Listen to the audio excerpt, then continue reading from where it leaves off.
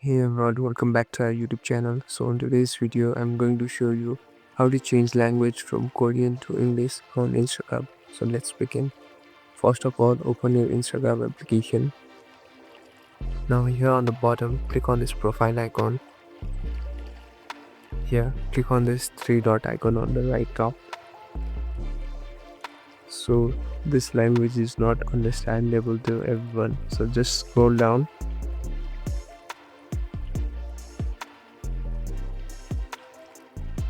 When we see an icon like this, just stop on it and click on that option.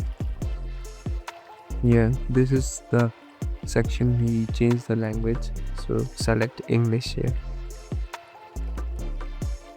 So now the language is completely changed to English, and so this is the easy and quick way to change the language from Korean to English. Thank you for watching. I hope it helps.